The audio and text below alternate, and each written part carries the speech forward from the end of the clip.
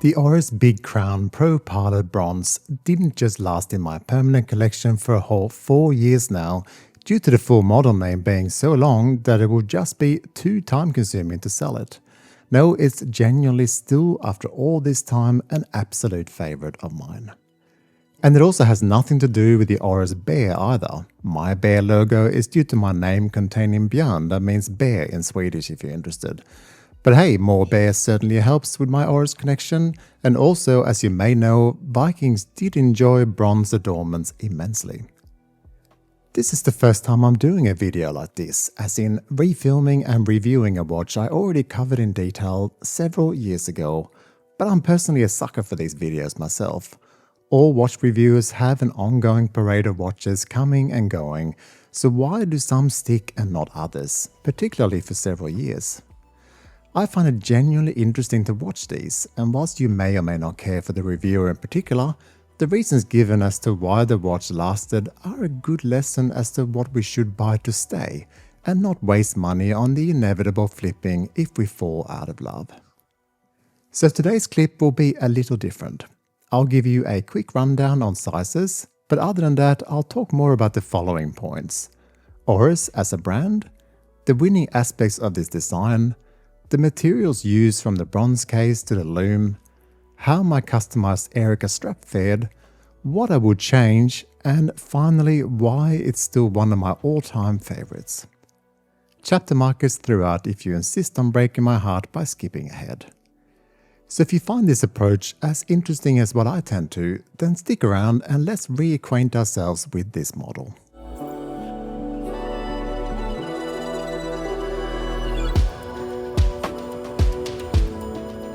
So sizing hasn't changed and it's still 41mm diameter, but the bezel is about 40.5. Between the lugs is 20mm and it's 49mm lug to lug. It's 12mm thick and weighs in at 85 grams. A genuinely useful 100 meters of water resistance is appreciated. With a fixed and fairly slim bezel, this means the dial is large and the white on black means all the important bits are very legible. So Oris as a brand. Oris has been around since 1904 and is interesting as a watchmaker largely because of its independence, at least in my opinion. The company is not part of a large luxury group conglomerate like LVMH, Richemont, Swatch Group, etc. It's not a widely known fact outside of us watch nerds forums that Omega, for instance, is part of the Swatch Group.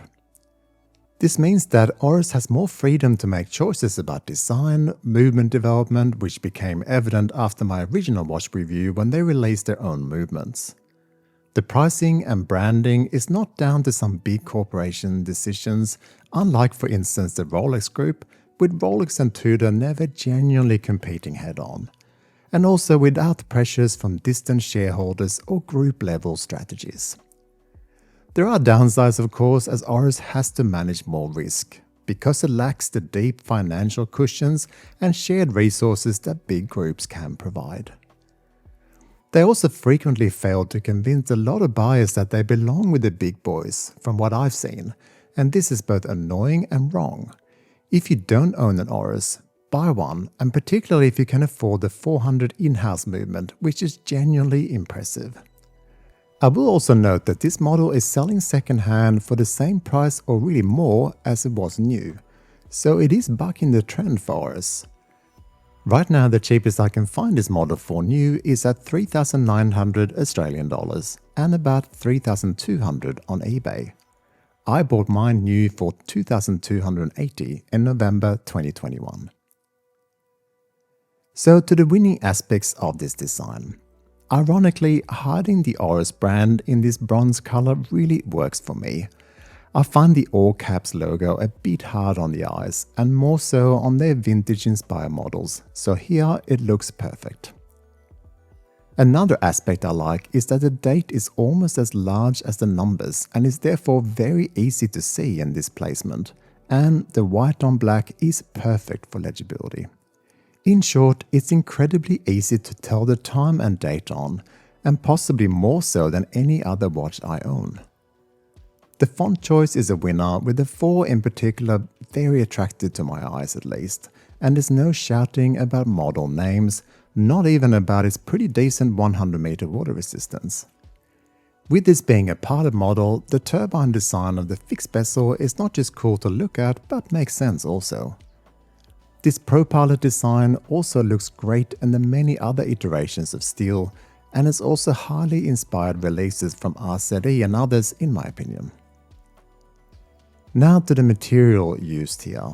Bronze is an alloy that's not as popular as it was a few years ago, but we should all own at least one in my opinion. Oris version of bronze is the best, and they age incredibly well as is self-evident. Perhaps you are as surprised as I am that it's not darker. I love how they slowly acquire patina and look better with age.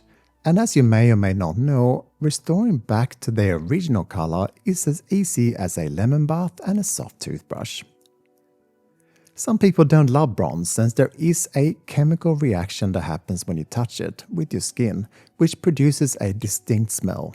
Not unpleasant as such, but slightly metallic in nature. This is why you'll find the underside of bronze watches having a steel backing, and it's also why companies like Zelos that have experimented with bronze bracelets have steel on the inside, the bit that touches your skin. This Oris has a display case with a custom rotor on a Celita movement. Oris uses these movements on all their affordable models. It's fared pretty well so far, and 4 years in, it only gains 5 seconds per day.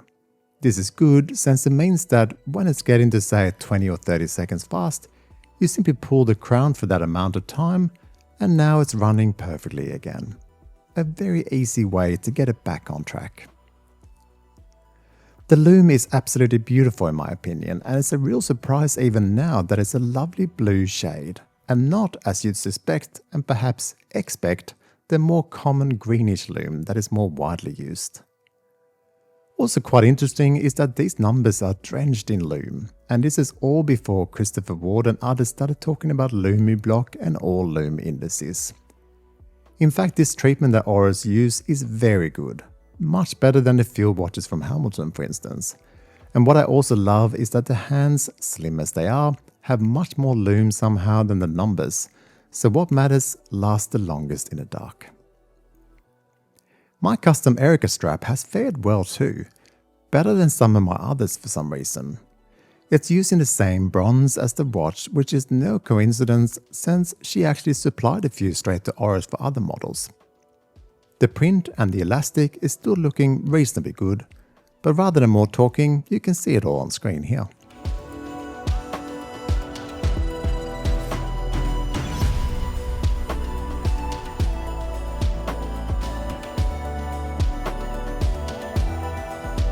So what would I change then? Just a few small things. As you may have picked up on, the AR coating could be a tad better, with my lens reflecting quite a bit in the crystal, despite my usual tools to prevent such things. I would change it to be 39 perhaps and not 41 diameter for my tastes, but really that's it. Sure, the caliber 400 with its fancy specs would be fun, but the Celita based movement will be far cheaper and easier to service. For me, this is about as close to perfect as it gets for the bronze watch that will always be in my collection. So why has it lasted all this time in my collection? It's really a combination of all of the aforementioned aspects, but if I had to summarize it, the combination of a great bronze case, the blue lume, the extreme legibility, the excellent date size, and perhaps the fact that this strap is customized to the watch and me means that every time I wear it, it makes me smile. I tend to be a black dial steel case fan, but sometimes when I wear clothing that's green and more earthy colors perhaps, think autumn, this watch just looks so good. And I love the combination of green, bronze and black. And the little surprise of blue lume when it gets darker. Now I have noticed that Oris don't seem to carry it on their official website anymore, at least here in Australia.